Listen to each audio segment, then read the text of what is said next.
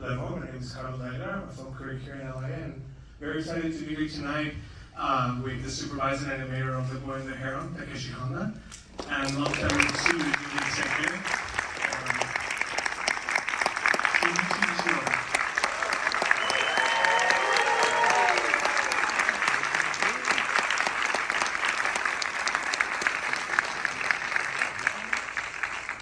Thank you so much to our interpreter who just helped us get the answers from our guests here.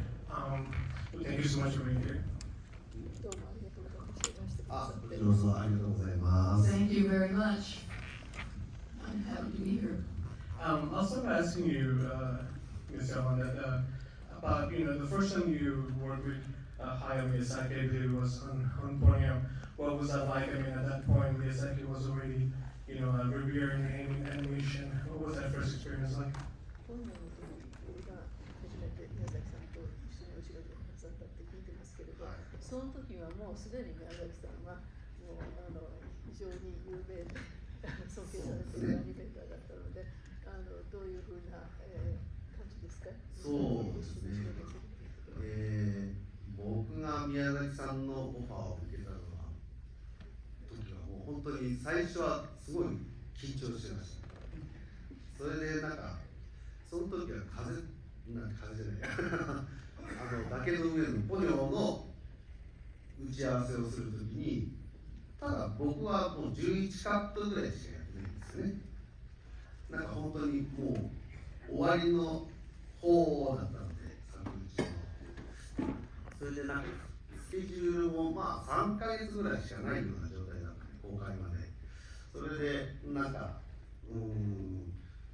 その時に自分に入ってやらずに、その時はもう別のスタジオでやったんですけれども、ただ僕が担当したシーンはおばあさんがいっぱい出てきて、宗介とお母さんを囲んでもみくちゃにするっていうシーンだったんですけど、そこのシーンで宮崎さんが気に入ったのは、僕がちゃんとおばあさんの性格をかき分けてちゃんと芝居をしてるっていうふうにすごく感動してくれて、確か打ち合わせの時はそういうこのキャラはこのおばあさんはこういう性格でとかそういうのは一切なかったんですけど、僕は多分そのおばあさんの絵のスタイルでもう多分このおばあさんはこういう感じで、このおばあさんは割とおとなしめの感じだなっていうのをちゃんと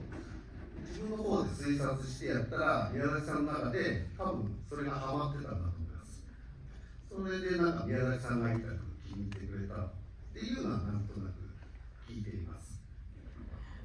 So the first time I worked with him was on Ponyo, and we had a meeting to discuss what I would do, and I was asked to do just 11 cuts, 11 frames, and toward the ending. And there was only 3 months left to the release date of the film. I was actually with another studio, but this last part that I was supposed to work on had many grandmothers in it. And also Sosuke and the mother figure was also there. So what I understood that Miyazaki liked about this, what I did was that I was able to present the different personalities of these old ladies and differentiate among them. So in my mind, when I was working on it, I thought, well, if this kind of grandmother would have this sort of way of behaving, and if this other person is a very quiet person, she would be like this. So I was really able to make them into different characters. When I first met him, of course, I was very nervous and wondered if I could actually fulfill what was required of me. But I understood that he really liked what I did, so I was very happy about that. For you, Mr. Nishioka, what was it like to work with Studio for the first time when you started working with them over 2 decades ago, I believe? I'm sorry, what was What was it like when you started working with Studio 西 Ghibli? 岡さん ?Okay, 西岡さんはどうですか？宮崎さん宮崎さんと初めて仕事をし始めた時。僕は宮崎監督に初めて会ったのは仕事で初めて会ったのはジブリに入社してからなんですけれども「千と千尋の神隠し」を作る前ちょうど2年ぐらい前の時にインタビューに立ち会ったんですよ。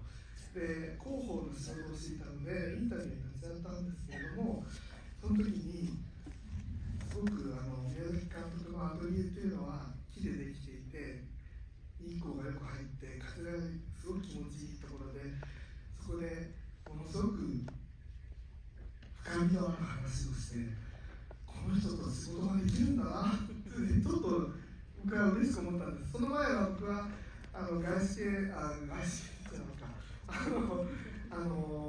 石油会社で働いてたんですね。でそこから転職してジブリに入ったのでその世界観の違いに本当に感激しました。So I started working with Mr. Miyazaki when I entered the Studio Ghibli company. And that was about the time that Spirited Away was being produced in production. So I was working in public relations, so I was able to meet with him, and I went to his atelier studio, and it's a wooden building that has a lot of sunlight coming in, and with the wind coming in, and it feels very nice to be there. And we had some deep talks there. So I was really concerned whether I was the right person to work there, because the previous job I had was working for a foreign-owned oil company. So I was wondering if this would be the right place for me, but it turned out to be the right place.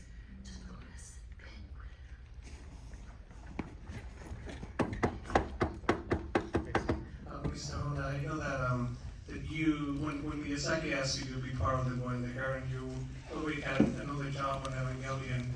How did he convince you to stay on Boy and the Heron, or why did you decide to work with Miyazaki again?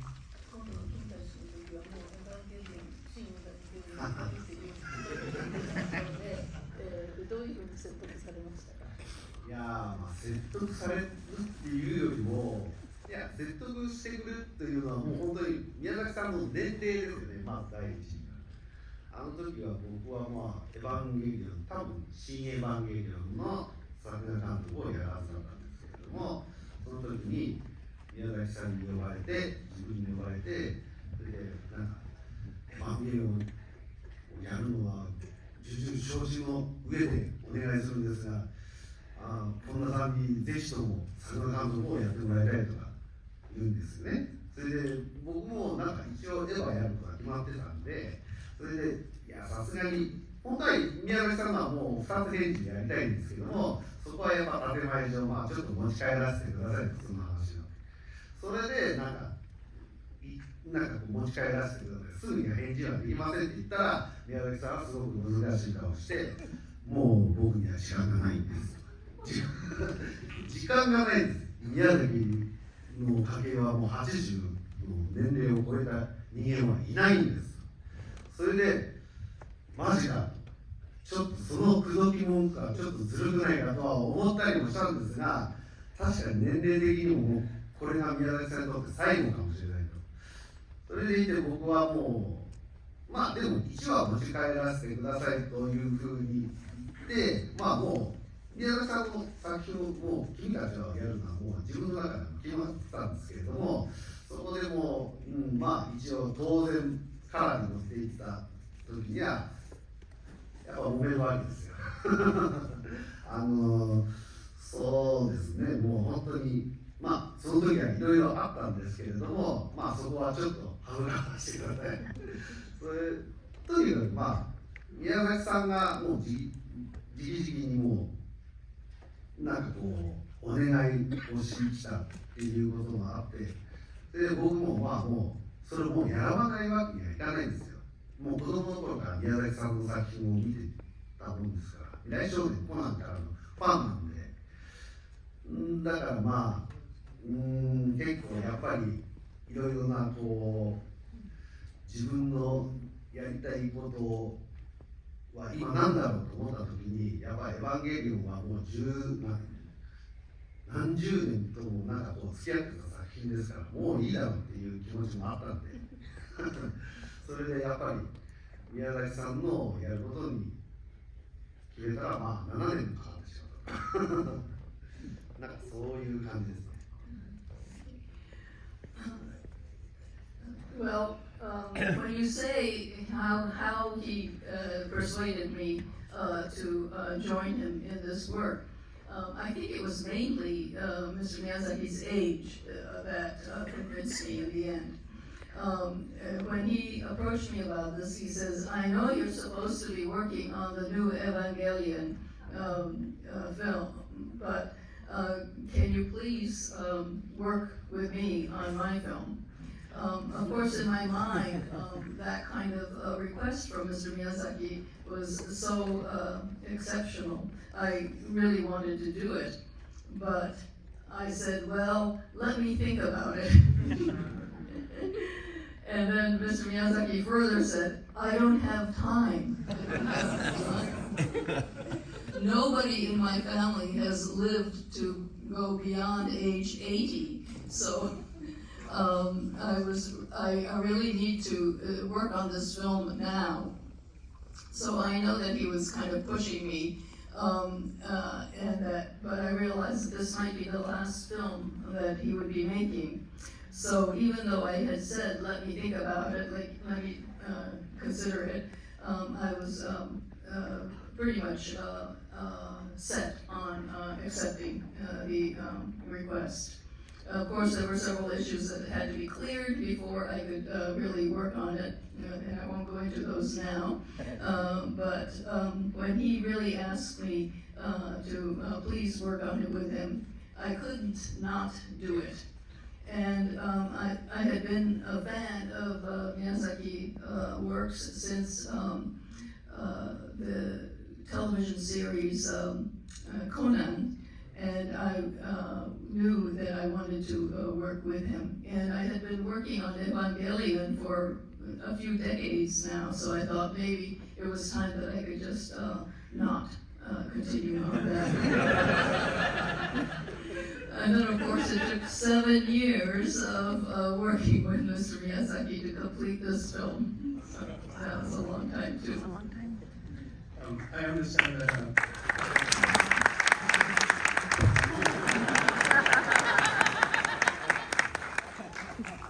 I understand that one of your main contributions to this film is that Natsuko, Mahito's aunt, Miyazaki had only created like a rough sketch of it, and you came in and sort of created the character, the look and sort of the persona of her. Can you talk about where you came from and kind of what references you had to create her?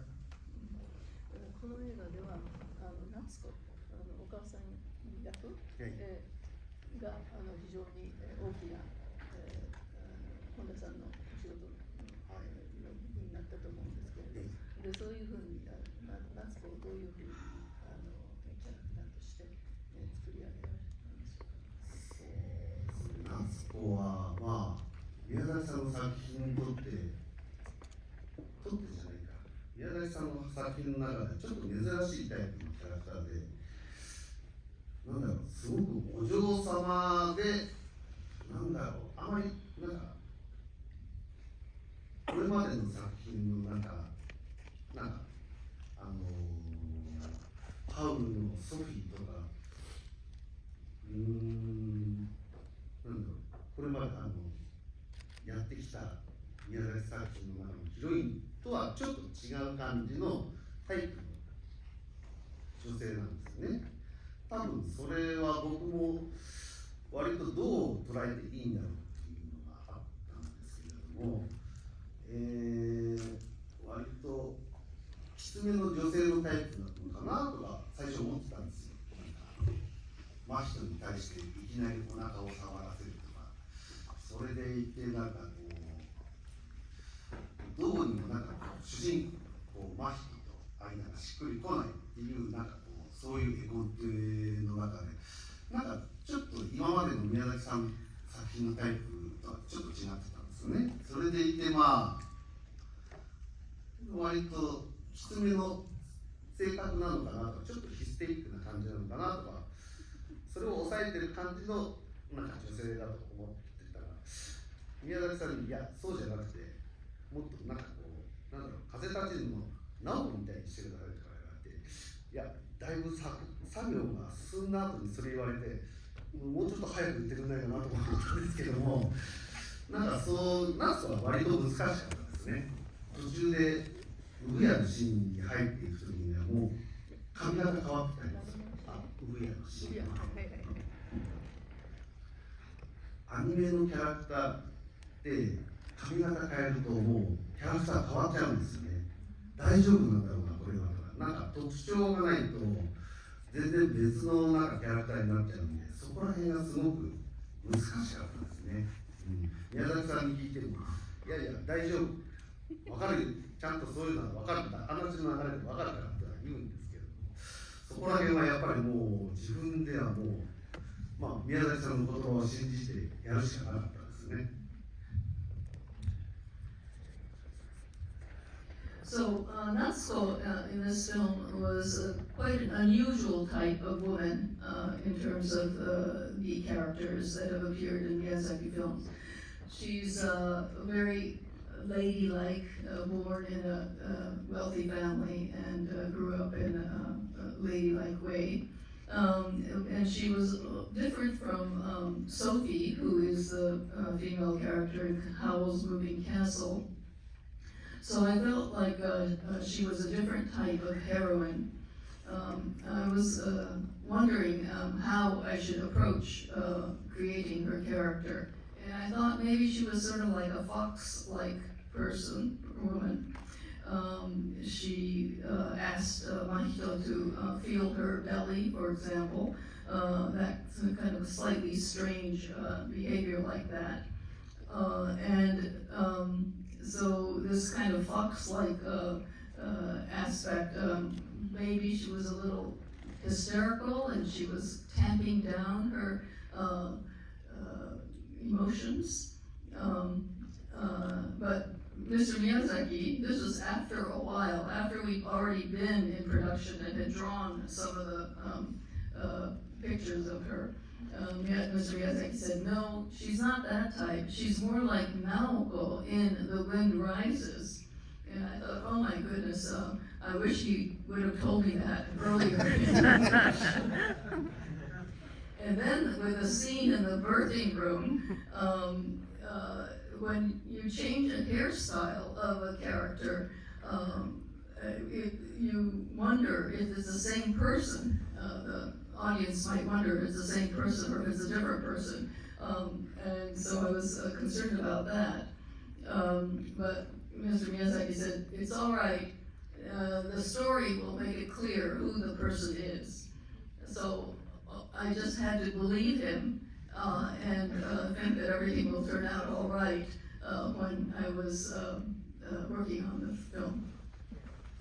Mr. Nishioka, I know that this was the first time that the film was entirely produced by Studio Ghibli without outside influence. How do you think that sort of played into Miyazaki's decisions, the fact that it was solely Studio Ghibli production? The production was entirely just Studio Ghibli. Okay. Right. この映画は自費で作られた映画ですね。ですから外部からのそういう圧力そういうものは全然なかったということなんですけど、それはどういうふうに提供されたと思いますか。普通今までの宮崎監督の作品というのはたくさんの会社がお金を出して制作委員会というのを作ってですね公開日も決まっていてそれに間に合うように作ったんですね。だからどうしてもスケジュール後半になると宮崎さんはスケジュールを絶対守りたいからここはもう諦めたりとか自分の中で割り切ってもう妥協してしまうところがあったんですよ。でも今回の作品はそういう制作委員会がなかったので公開日が決まってなかったんですよ。で鈴木プロデューサーはこれは10年かかって作っていいっていう腹積もりでやっていて、その間スタジオを経営するのはなんとかなるっていうふうに思っていてやっていたので、宮崎さんにはそのプレッシャーが全然なかったんですね。だから本当にこだわるところまでこだわったし、諦めないで最後まで自分のやりたい映像を作り上げることに成功したんだと思っています。So in the past, Miyazaki directed productions. There were investment from many different sources and companies. So there would be a committee made of the investors, and there would be a release date that was set.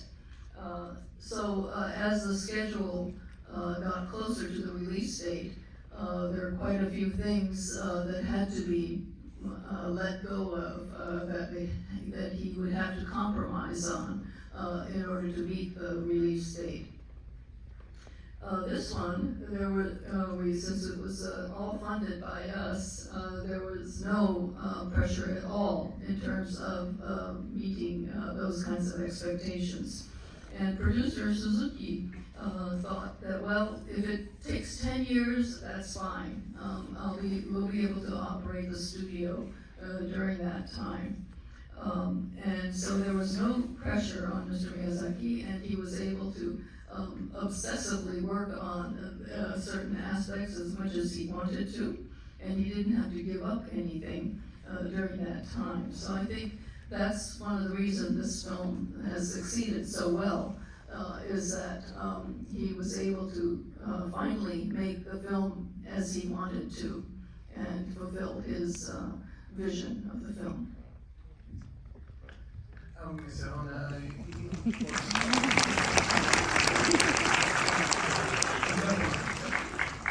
You've worked with, besides Miyazaki, you've worked with some of the greatest people in anime, Satoshi Kon, Mamoru Oshii. I wonder if you could talk how Miyazaki compares to those other two masters in terms of how demanding he is. 宮崎さんと他の素晴らしいアニメ作家と一緒に仕事させていただいたんですけれど、宮崎さんってそういう人たちと比べるとどうですか？そうですね。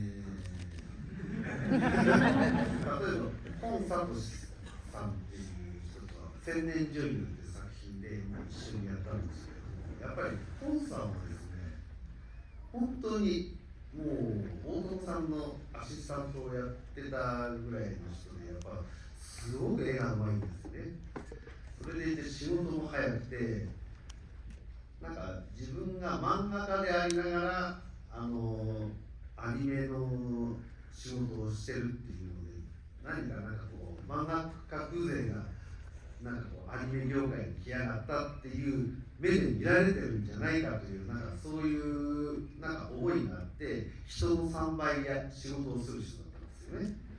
だからまあ本当に宮崎さんとそういう仕事の仕方がすごく似てるんですよ。もう人の3倍働くみたいな。もう宮崎さんも母を訪ねて3000人とかアルプスの少女ハイジとかはもうとにかく一人でも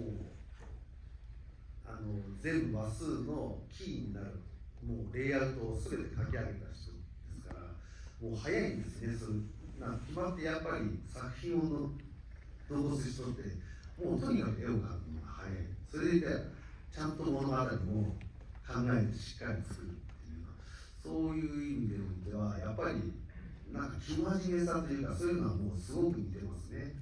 なんかこう作ってる作品にはまあだいぶなんかこう全然なんかこう違うものがあるんですけども、やっぱりもう仕事に向かう姿勢はなんか同じようなものを感じるなとは思いましたね。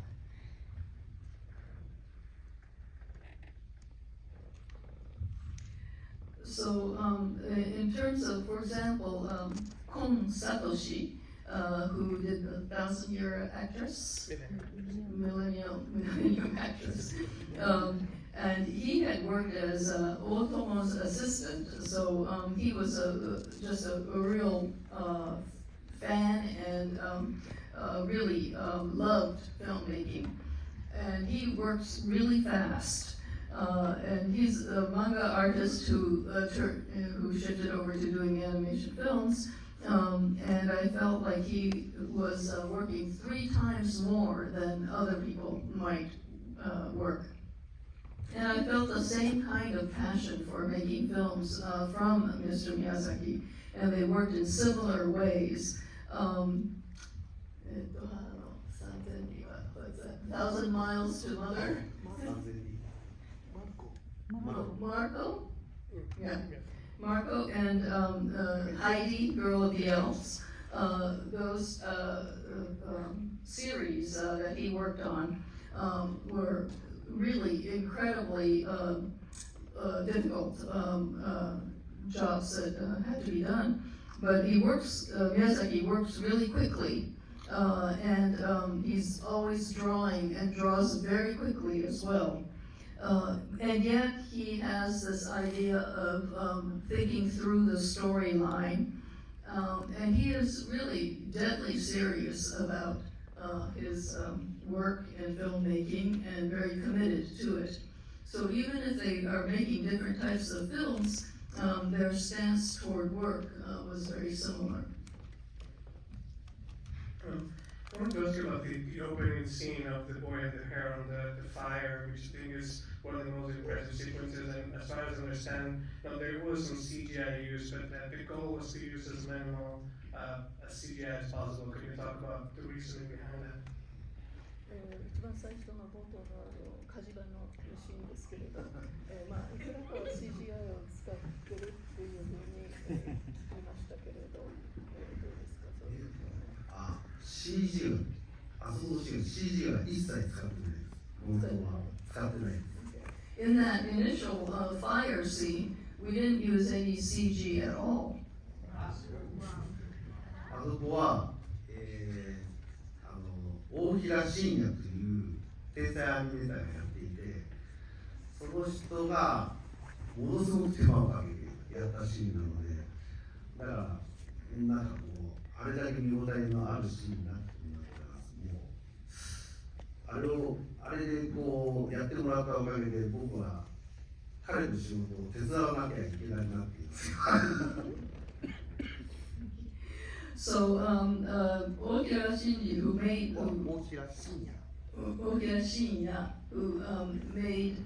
drew that scene, and he was just given free rein to do whatever he wanted to for that scene. And he really worked very, very hard on it, and so that's why it turned into such an impressive scene. And it was almost as if I were assisting him in some of the work. I think we're running out of time, but Mr. Nishioka, I know that you were at the Films International premiere at the Toronto Film Festival. I wonder, was it different to see the film with a Western North American audience as opposed to a Japanese audience? What was that experience like? トロント国際映画祭でこれがプレミアになったんですけれど、その時にいらっしゃいましたね。で、その時に、外国の観客が初めて見るということで、どういう印象でしたか。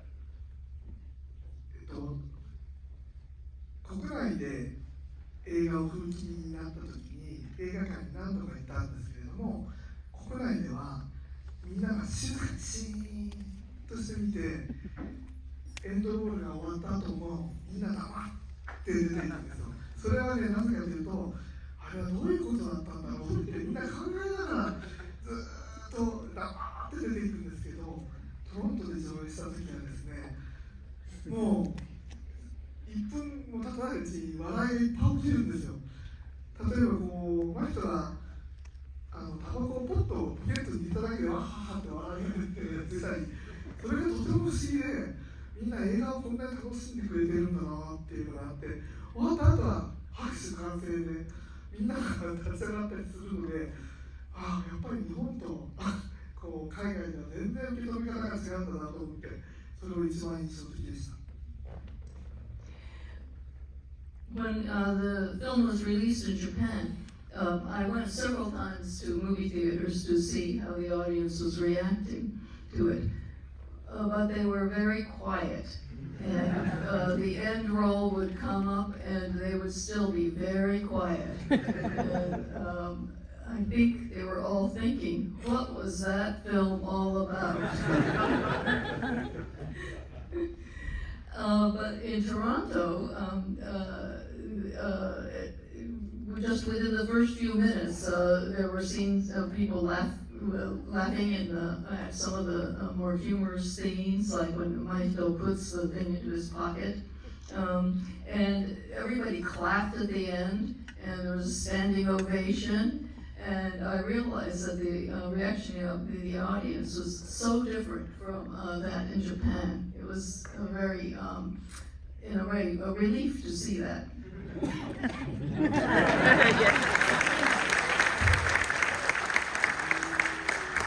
audience is about to watch The Wind Rises. I know that you work in that film as well. Is there anything you want to share about The Wind Rises? The audience is about to watch that one.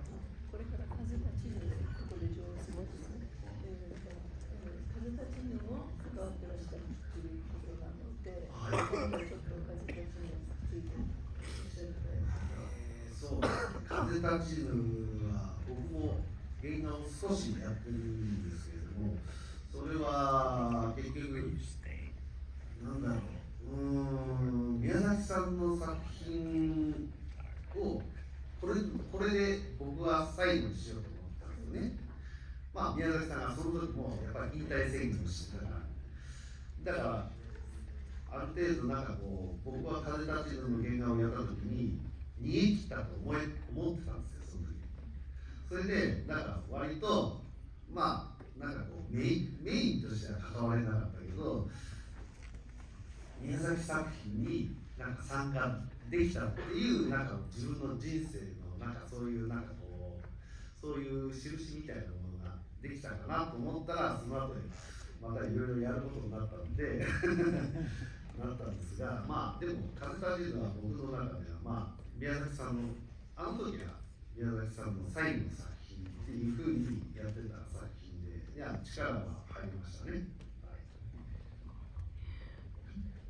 So I was asked to do some of the key animation drawings for The Wind Rises, and I just expected that this would be Miyazaki's last film. And of course, right after that, he did announce his retirement. So I had thought that there would be no more work with him. Of course, I wasn't one of the main staff working on that film, but I felt like I was very fortunate to be able to participate in the film, and that it really was a good point in my life to have worked on that film. And I thought it would be the last one. Of course, it didn't work out that way, and I continued to work in a much more thorough way with him later on. Thank you so much for being here. Thank you very much.